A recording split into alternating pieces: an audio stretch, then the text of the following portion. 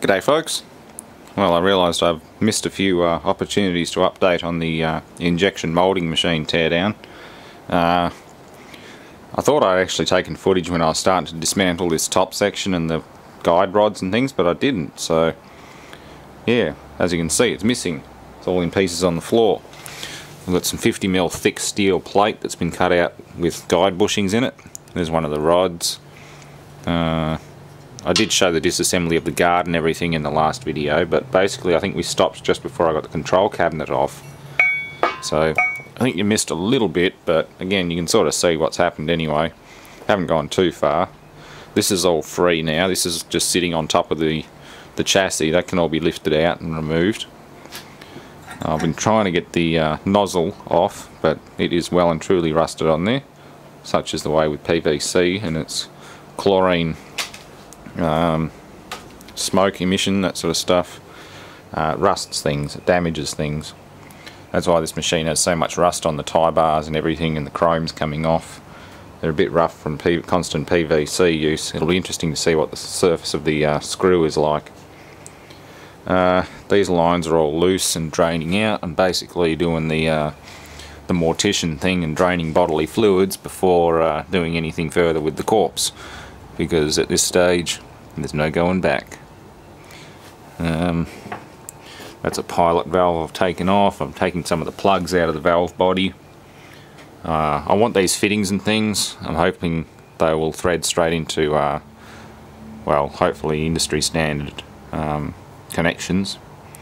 I'll spin one out and have a look at it soon. I want to be able to intermix whatever the Australian standard is, the tapered flare, with these, which seem to be a swage type fitting. I don't know how well that's going to go, but I'm sure I could get adapters, because there's plenty of good fittings in here. Yeah. I'm going to get these pilot valves off and let it drain. I'll have to put a pan or something sloping down just to direct all the fluid back to the top of the hydraulic tank, which doubles as a drain pan.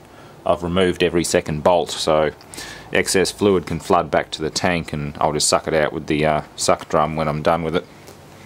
That'll probably be the last stage, just to get rid of the last 5 or 10 millimeters of fluid that's sitting in the bottom, along with any sludge. Anyway, the injection unit's completely disconnected, so I can lift that off.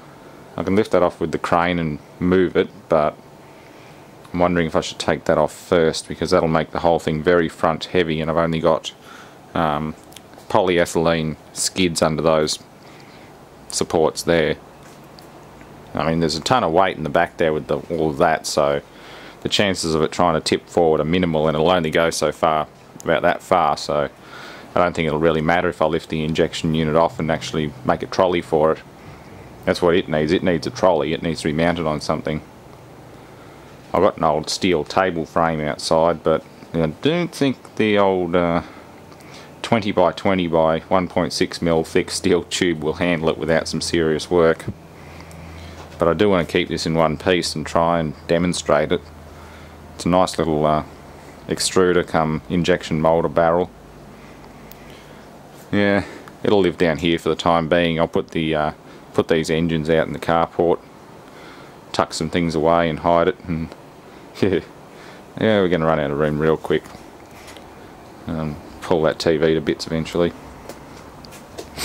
Yeah, and we're going to get that big motor and everything out afterwards. Basically, just, well, I can't strip this off because it's fully welded, but I'll find a way to get this motor out. I'm thinking just put timber skids down, disconnect and remove solenoids and valves and things from the oil to water heat exchanger and the level and all that sort of stuff. There's a thermocouple screwed in there for oil temperature control or oil temperature monitoring. Yeah, nice bit of gear. There's lots of good bits in it. I just hope I can mix them with the other industry standard components that I'm using. There are different types of hydraulic fittings. There's about 4 or 5 of them, I think, maybe more. Anyway, that's as far as I've gotten for now. I'm going to keep taking pilot valves and solenoids and things off, plugs out of the valve body, and just drain as much fluid as I can out of it. I'll take the valve body off I think I'll take the valve body off and try and show how it works. I don't think you can really open it up. It's just separate pieces.